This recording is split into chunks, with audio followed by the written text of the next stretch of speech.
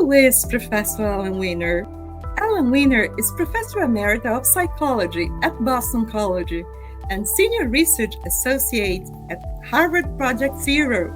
She has written 4 books and over 200 articles. She is the author of Gifted Children, Myths and Realities, a book sold out in Brazil.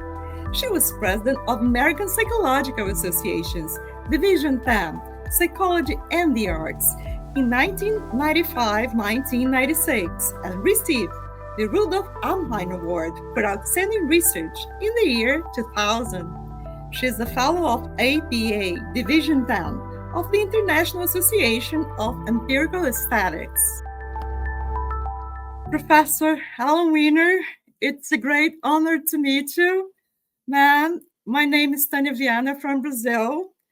Thank you so much for accepting our invitation. It was very nice of you, and we sincerely appreciate that. Well, thank you for inviting me. My first question for you is about one of your books. Actually, it's your most famous book to us in Brazil.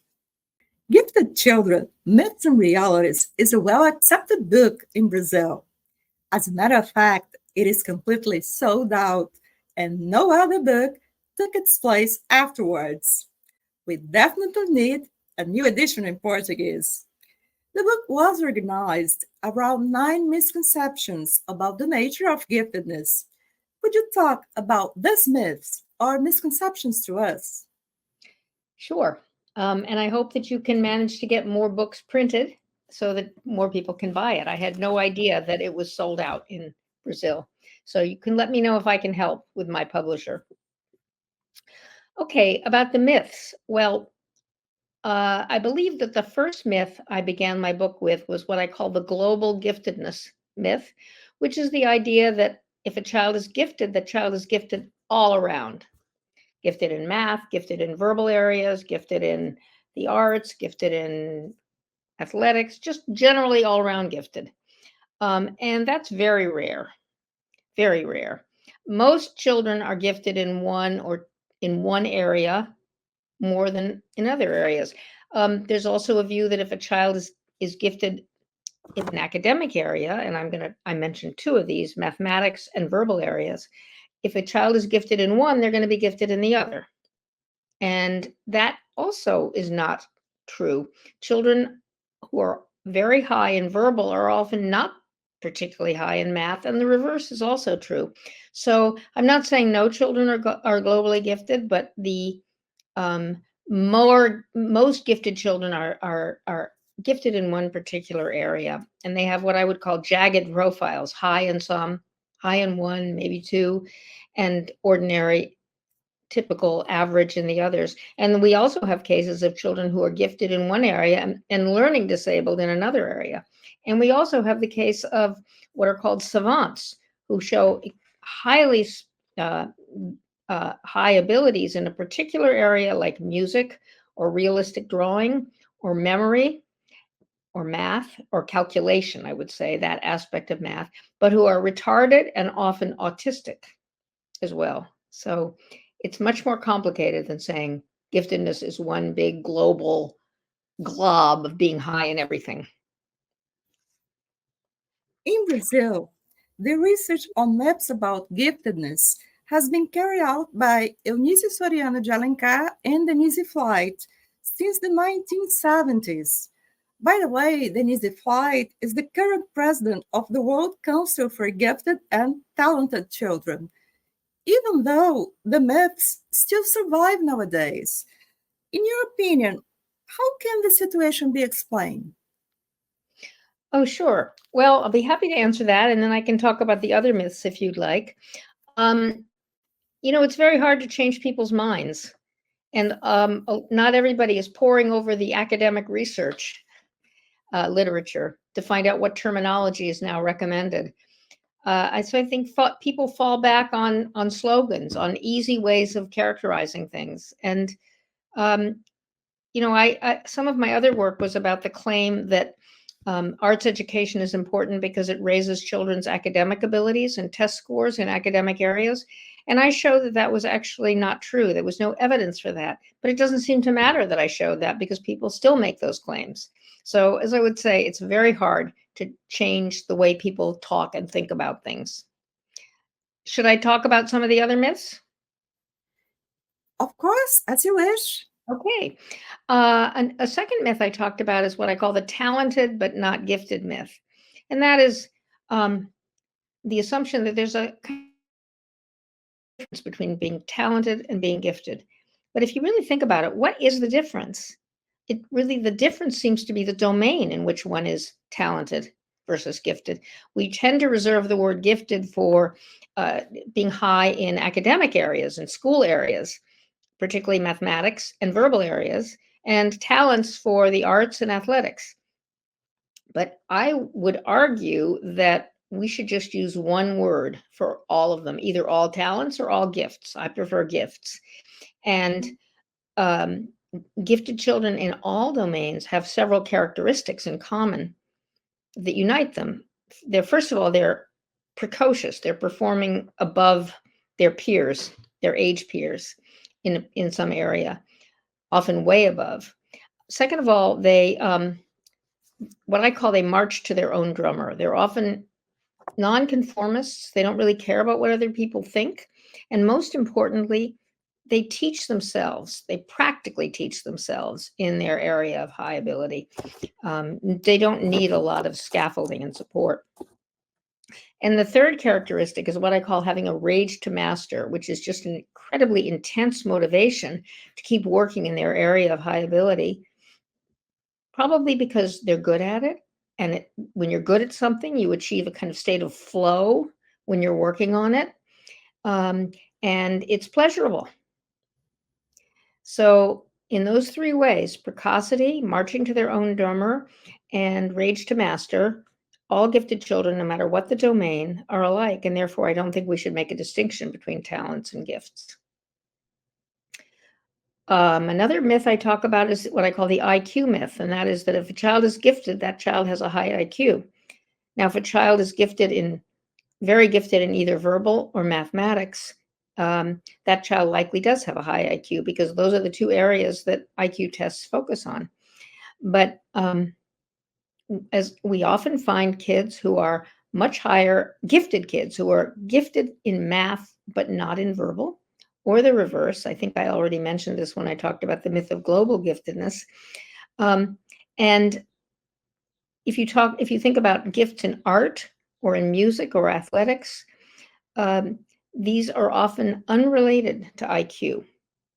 People have claimed that kids who are gifted in music have high IQs, but that's actually been shown to be not true.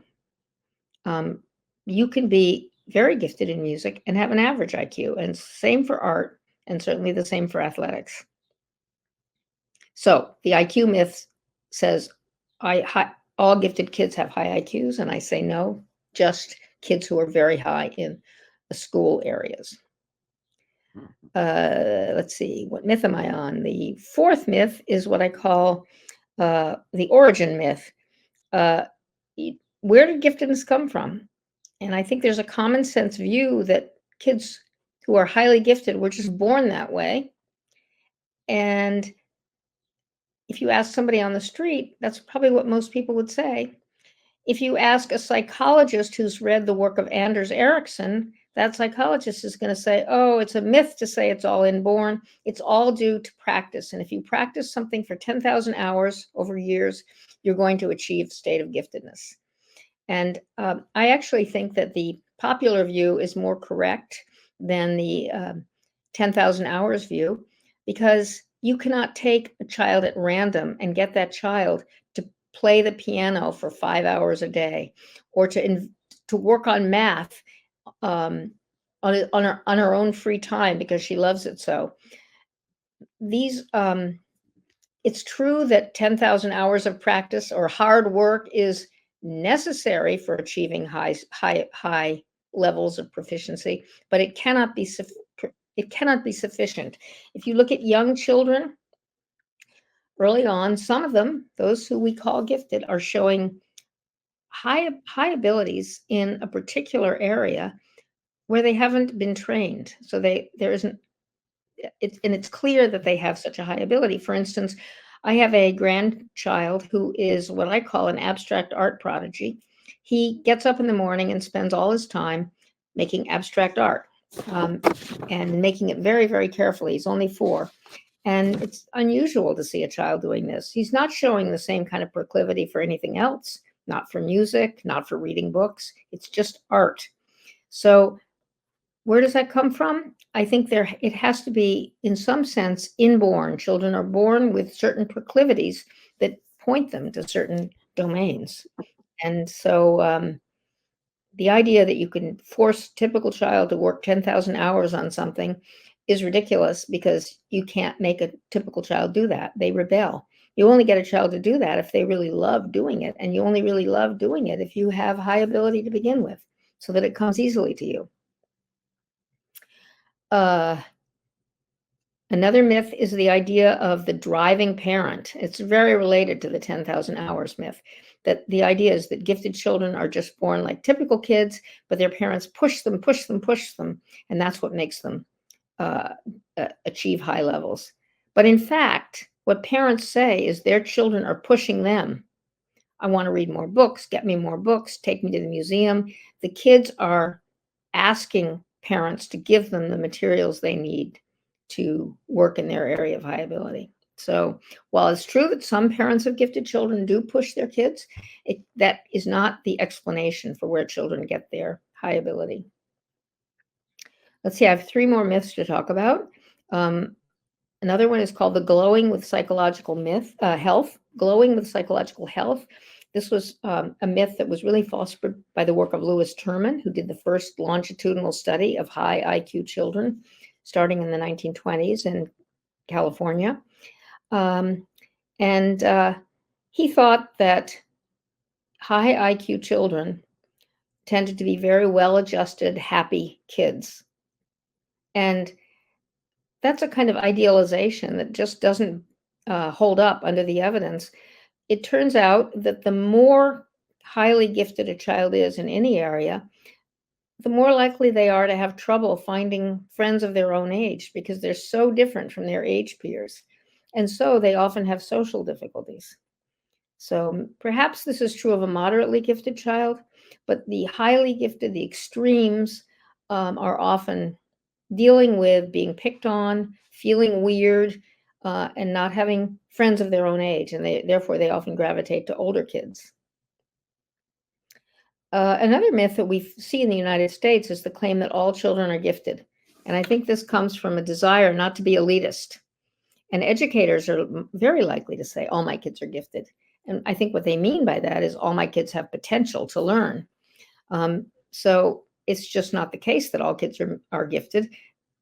There's lots of variation in children's abilities. I even find this myth in the visual arts. Once I was doing a study of children who were gifted in the visual arts, and I asked an art teacher to pick out a few of her kids who were most gifted in the visual arts. And she said, all my children are gifted in art. And I understand the impulse behind that. It's to say that all kids can learn and thrive, but that teacher knows very well if she sees a child who's unusual in art and gifted, that teacher can tell the difference between that and the typical child. But teachers resist that because they don't want to seem elitist. I think that the last myth I wrote about, and I'd like to mention, is a really puzzling one, and that is that most gifted children do not go on to become famous adult creators. We might think that if we have a child prodigy in math doing calculus at age 8 or something, that child is going to go on to become the next Einstein. That rarely happens, because gifted children are mastering a domain that's already been invented, and highly creative adults are actually inventing or changing the domain or inventing a new domain. And that's a very different kind of skill. And so while most adult creators, though not all, were prodigies in their area, most prodigies do not go on to be highly creative adults who shake up their field, they tend to go on to become experts in their area, but not people that are known as great creators or what we might call geniuses. So those are my 9 myths that I organized my book around. And I'm happy to answer questions you might have about any of these. Professor, would you explain to us what a prodigy is? You know, people have tried to come up with a very specific definition. David Feldman argued that a prodigy is a child who's performing at adult levels below the age of 13. I would agree that would be a prodigy. I'm just not sure why we make the cutoff at 13 or 14 or 12, because it's all a continuum. So I would simply say that a prodigy is a child that is performing way above grade level and is in some area and is showing the characteristics of having a rage to master. You mentioned Lewis Terman. The first systematic study of academically gifted high IQ children began at Stanford University in the early 1900s with the psychologist Lewis Terman. Terman's study involved 1,500 children who were followed over the entire course of their lives. First of all, is it true you met 2 Terman subjects? I mean, 2 real Termans. How was this experience? Could you share it with us? Sure. They were quite elderly, of course. I don't remember exactly how old they were, but I'm sure they were in their 80s. Some of them, they might have been in their early 90s. One of them showed me very complicated jigsaw puzzles that they loved to work on. And another one, that was a man, and a woman showed me all kinds of photographs that she had collected. So they seemed like ordinary, kind, nice people. They were very happy to talk about having been in the study, but you would not have known how gifted they had been as children just by talking to them. They seemed like, ordinary people who were highly articulate, but I knew that they had this history of high ability. That's so nice. As a legacy of Terman's study, people in general believe IQ tests are the best way to identify gifted children.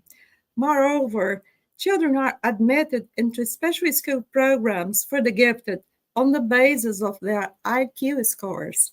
As your conception of giftedness allows a broader vision of gifted people, what do you consider to be a better way to identify them?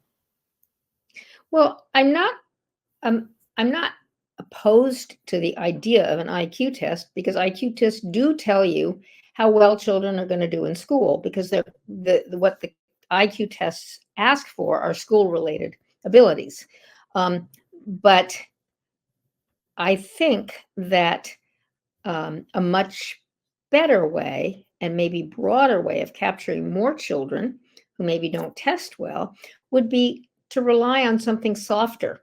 I think that teachers know very well which children are bored in school because they can do everything that they're being asked and they have time left over when the other kids are still working and they're asking for more work. Those kids clearly are asking for something more challenging. So I would rely, first of all, on what teachers observe and recommend. And I would also, this may sound like a crazy recommendation, but I would let children opt into advanced classes in their area of ability, because very few children are going to opt into an advanced class in math if they already are finding math hard. So I think it would be a very good sign of ability in a particular domain if a child says, I want to go into an advanced class. Of course, with that, you would have to have the understanding that children who opt in but actually aren't capable of doing the work would have to opt out. But I personally would rely on teacher recommendations and students asking to opt in instead of an IQ test. And an IQ test certainly isn't going to pick up giftedness in non-school areas. Teachers' recommendations too. The existence of educational programs designed for gifted and talented children in the United States of America, USA, points out to two different categories, giftedness and talent. I'd like to know the purpose of this differentiation, ma'am. I think that when they say talent, they're referring to arts or maybe also athletics, although they're usually use the term skilled. I think that when they use the word gifted, they're referring to school abilities, primarily verbal abilities and mathematical abilities. So, but as I mentioned earlier, I don't really think it's useful to have a different term, gifted and talented. I think one should just say gifted in and then specify the area in which children are gifted. Because to me, giftedness and talent simply means very high ability in a particular domain. You begin your book, Gifted Children, saying that phrase. No society can afford to ignore its most gifted members, and now must give serious thought to how best to nurture and educate talent. Which model of education do you consider to be better for them? Well, I think that the model of education that I consider to be better for gifted children is the same model that I consider to be best for all children.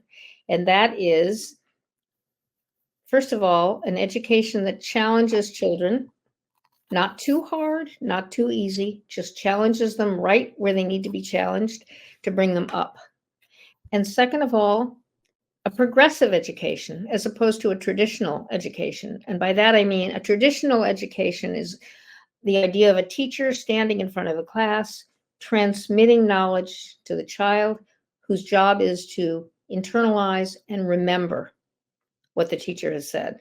That's a very traditional form of education, but ever since the 20th century, there has been this idea of progressive education, pioneered by John Dewey, the father, I would say, of progressive education.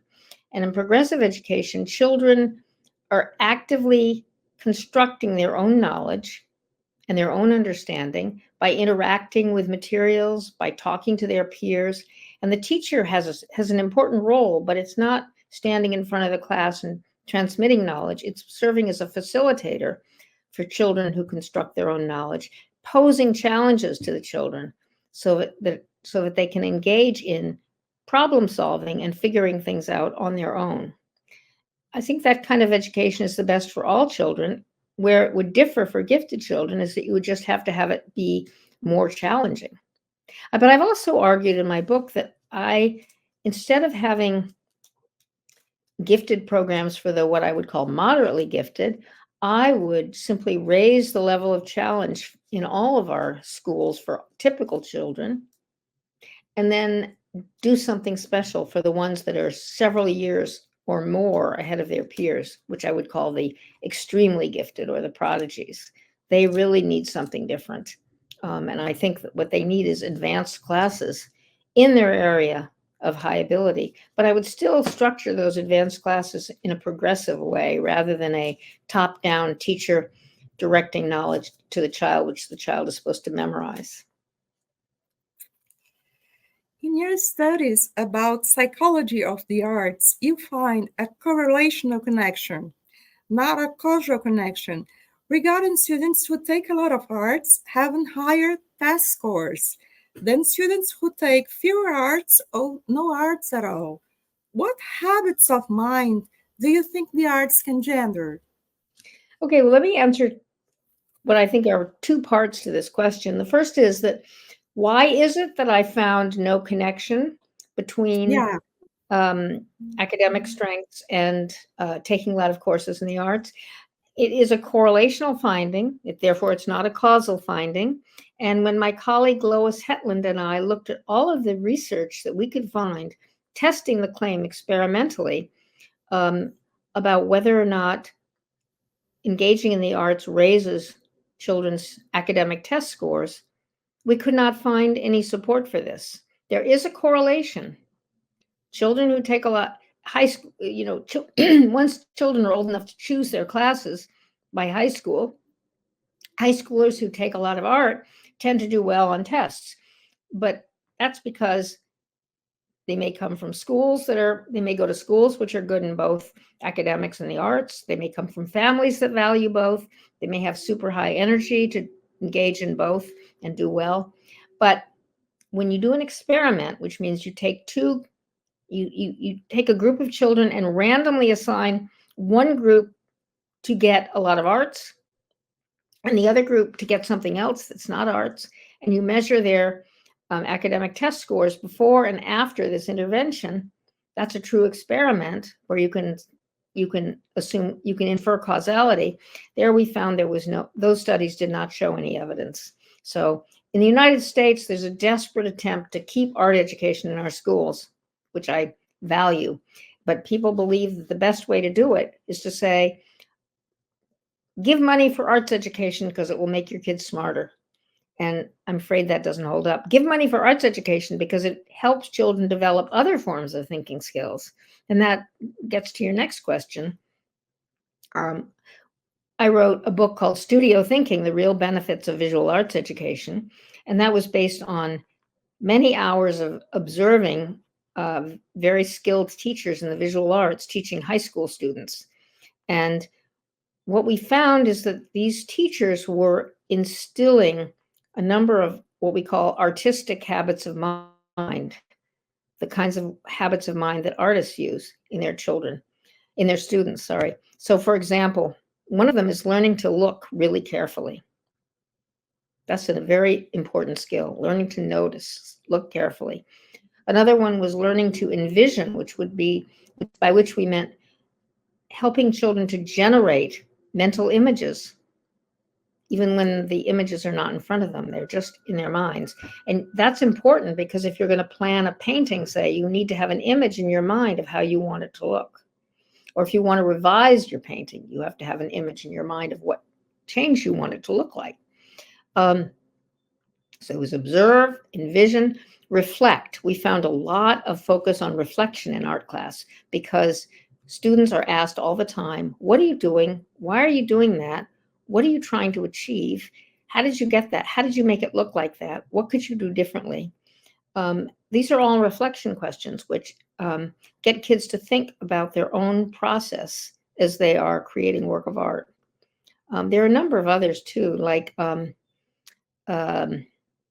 engage and persist. In high-level art courses, kids are taught to stick to something, and you work on projects for a long period of time. You don't just get a simple worksheet and make a picture and say, I'm done.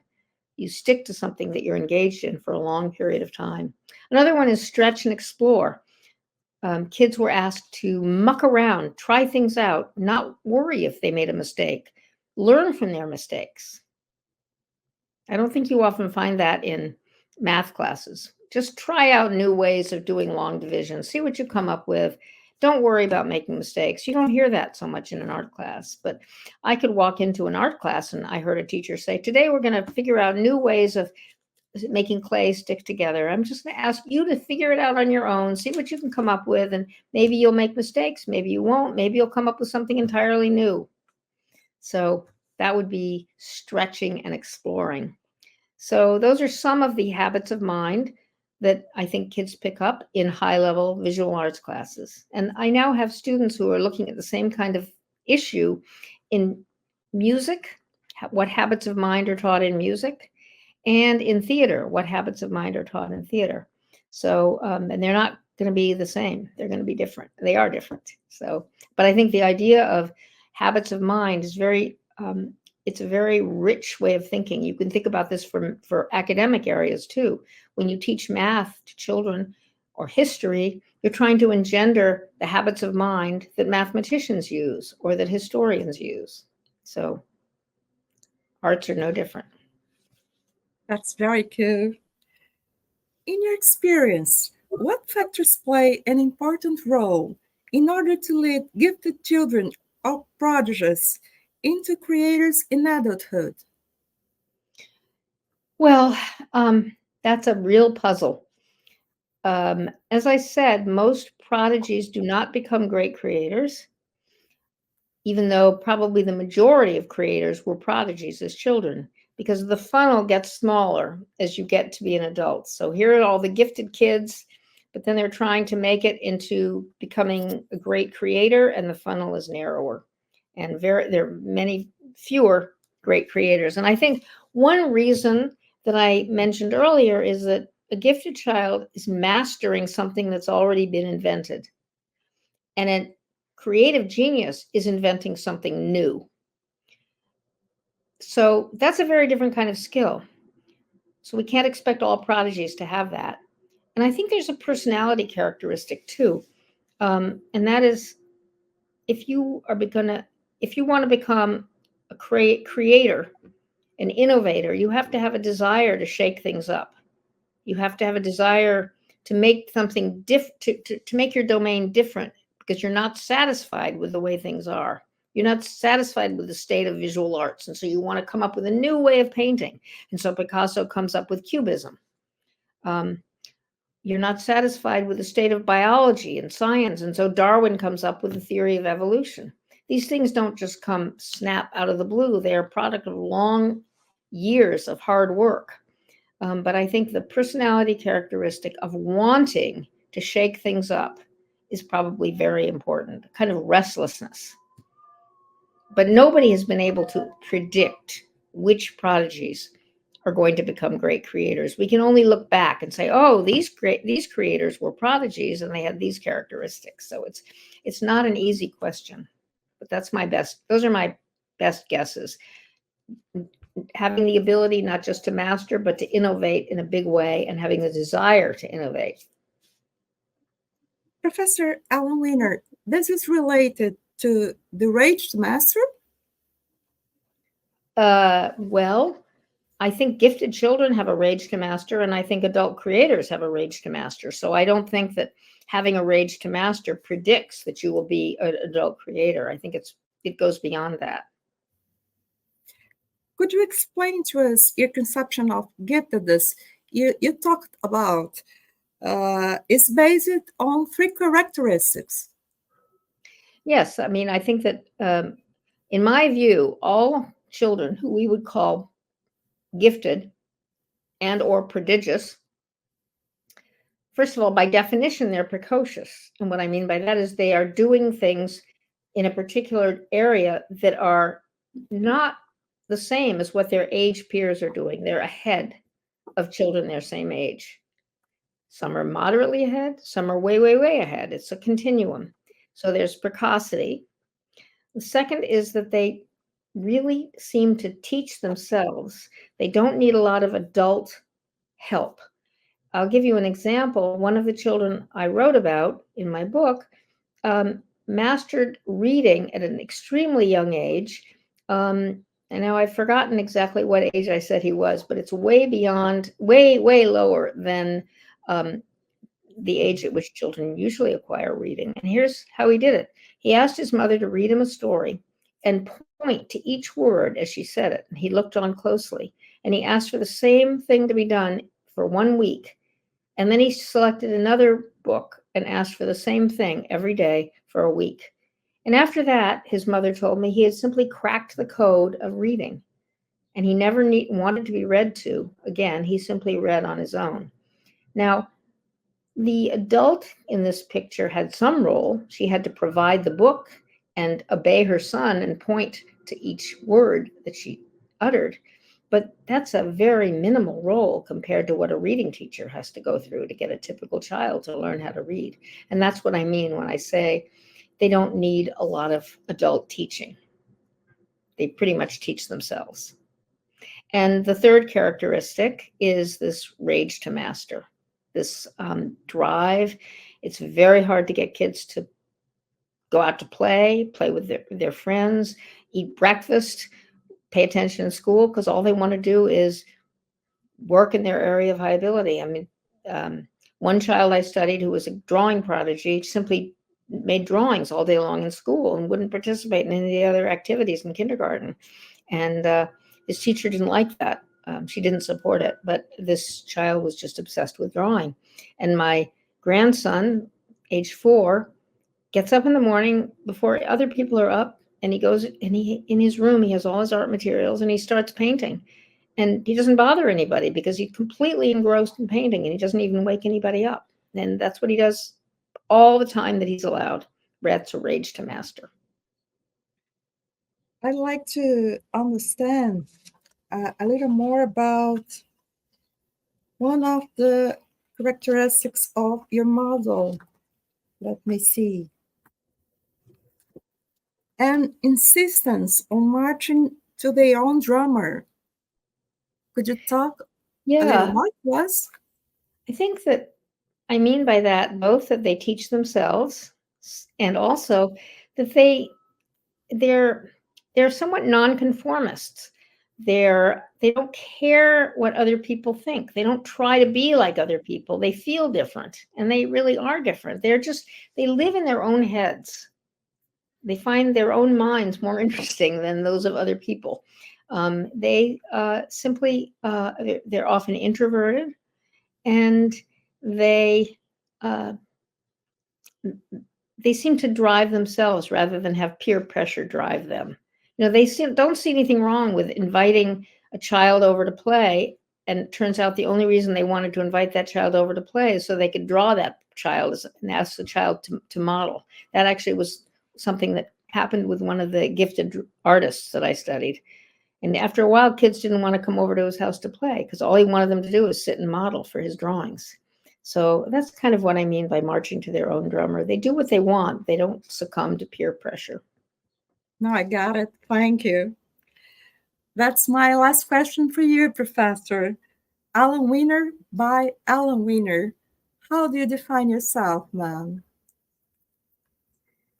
How do I define myself? Well, I am trained as a developmental psychologist. I study how children develop, but my focus is on how they develop in the arts, visual arts, music, theater. I haven't done much work in dance. So I guess I would say I'm a cognitive developmental psychologist focused on the arts. I've always been very interested in the arts. I was going to become an artist before I became a psychologist, but that didn't work out. So that's how I would define myself. Cognitive developmental psychologist of the arts. It's good enough. Well, thank you for that. Professor Alan Wiener, accept our endless gratitude, not only for the interview, but especially for your tireless effort in the field of giftedness. Your hard work and dedication is truly admirable, and we are so grateful for all that you've been doing for gifted people. In our hearts, we have a winner, and her name is Alan.